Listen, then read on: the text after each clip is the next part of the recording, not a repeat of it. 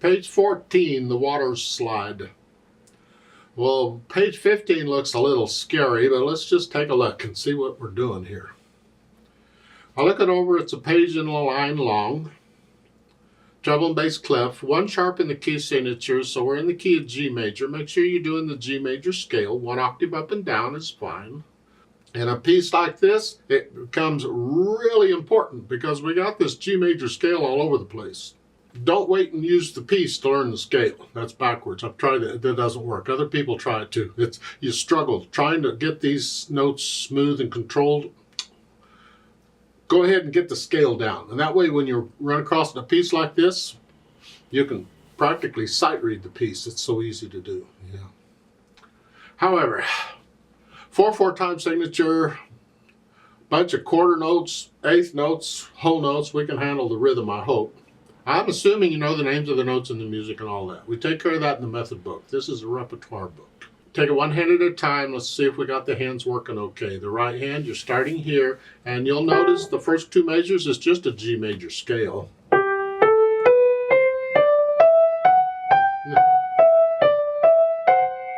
So much for that. And then at the top of page 15, again, it's a G major scale. 1 and 2 and 3 and crossover. And then G major scale.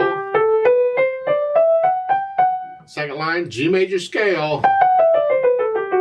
And then third measure, you just come down here. It's a G major scale again. Okay. Third line, you have the second measure there. It's a C and an A, but they're both sharp, so you can go here.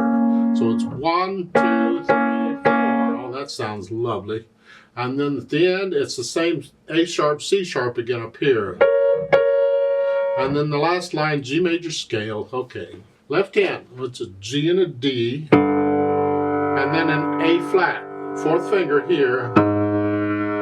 I guess that makes sense. That's what it says. Okay. And then at the top of page 15, now it's the same notes, but quarter notes. Just rocking back and forth here. Third line down. Now the left hand gets the scale. And then again up here. And those notes way up there with those little ledger lines, you need to know those notes eventually. You can kind of figure them out now because you're just going up the scale, but eventually you need to know that that top note, that's a G. 3 ledger lines. There's 1 ledger line, 2 ledger lines, 3. You need to just eventually memorize those notes. Last line, you just get the G major scale again. So now we put the hands together and we're here. Here. Here. Yes, I know it sounds like that. Ugh. Left hand's tied. That way you can enjoy it more. Isn't that nice? And then top of 15. I played page 14 a little fast. I'm going to shorten the video up. But page 15, these are eighth notes. 1 and 2 and 3 and. 1 and 2.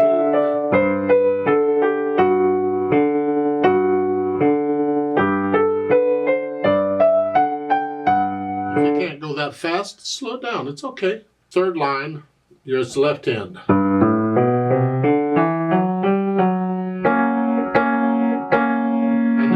Doing this, lift up, you're going to go here. It's okay.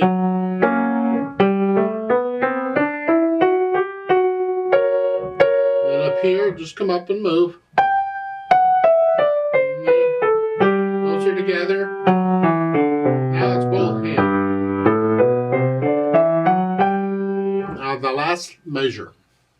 In the left hand here, I suggest you do a 5-2 here, not a 5-1. The reason is because I just did a thumb here. I can reach out and grab those without really moving. I'm just stretching out. This is a very common pattern in piano.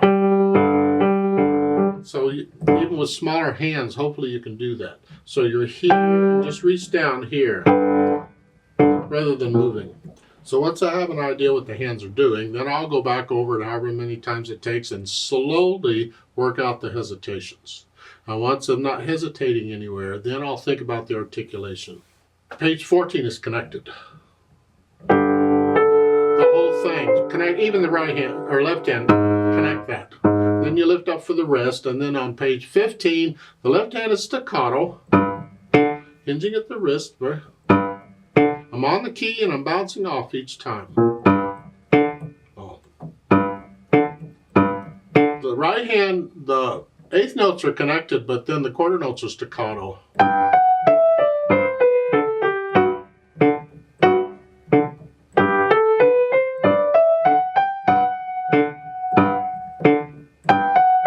Get the idea?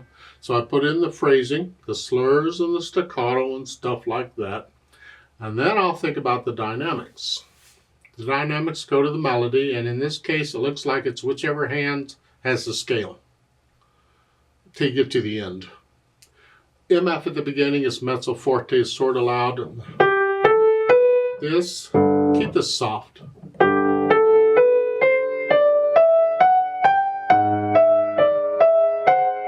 And now, page 15, we're loud, but that's the scale part. Heavy, bum, bum, bum, bum. And these, light.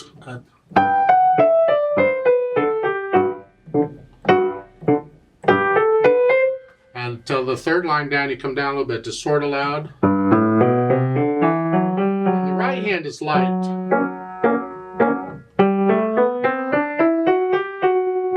The last line, it's loud, and this is pretty much going to be both hands here.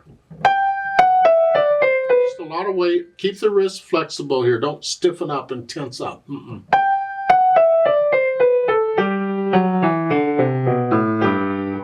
Once I have the dynamics out of the way, I'll think about the speed. And it says with spirit. Isn't that nice? That's not a speed, but a lot of times in music, rather than telling you the speed, they'll give you the mood of the piece, and you get to decide. What can you do accurately on the eighth notes? Your left hand, what can you do accurately? And that's probably going to be your speed. Same speed throughout the whole thing. So don't rush this part on page 14. 1, 2, 3, and then get to page 15. It's you're playing them about the same. I mean, it's like 1 and 2 and 1 and 2 and 1 and 2, and that's how page 14 would go. Yeah, however fast you can do these. That's your speed. 1 and 2 and 1 and 2 and 1 and 2 and 1 and 2 and. You have to figure out a speed that works for you, because it's all going to be at one speed except for the retardando there at the end of page 14. You're slowing down. Slowing down? Yeah. And then page 15, you get the all tempo, means go back to whichever speed you were going again.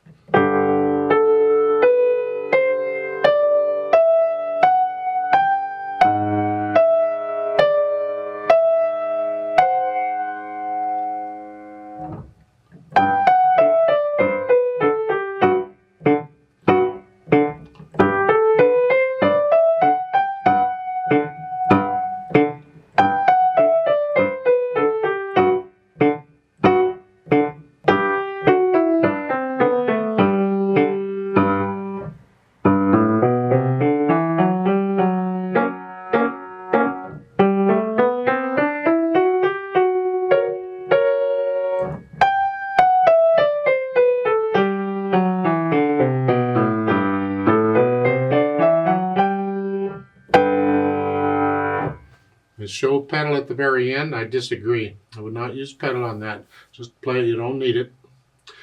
Use pedal for certain reasons. No, we don't need it at the end of this. They're doing it just to enhance that last chord, to bring it, oh, I'm done now. You don't need it. Remember the natural accents? 1, 2, 3, 4. They become really important, especially when you're dealing with subdividing the beat. Exaggerate them if you need to. 1 and 2, feel, you want to feel them eventually, but exaggerate them. They really help when you got these stuff like on page 15. You can feel the note 1, 2, 1, 2, 3.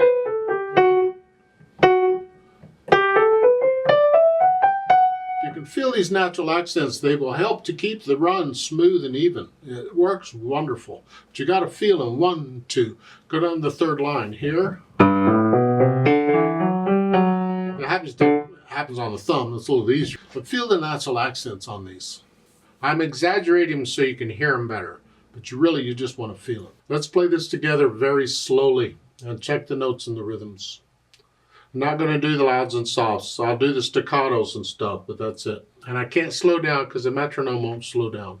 So I'll give us 4 counts. Now because we have all these 8th notes on page 15, I put the metronome on 8th notes. So it's beating 8th notes here. 1 and 2 and. Those are 8th notes. So a quarter note's going to be 2 of those. But I'll give us 4 quarter note counts to come in. 1 and 2 and ready and go and 1 and 2 and 1 and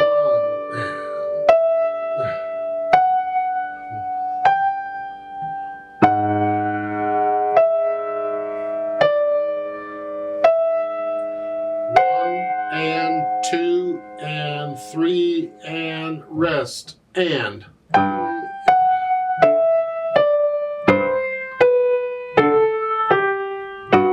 and 2 and 1 and 2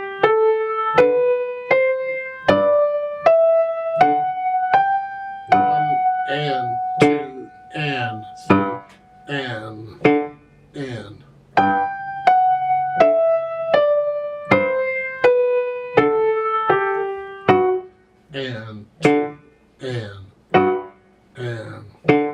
and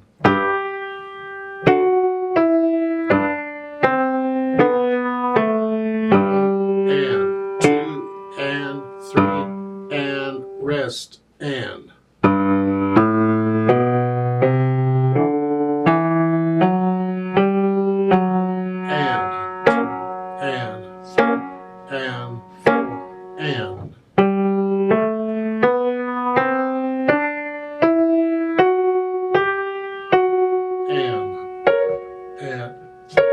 and 4 and 1 and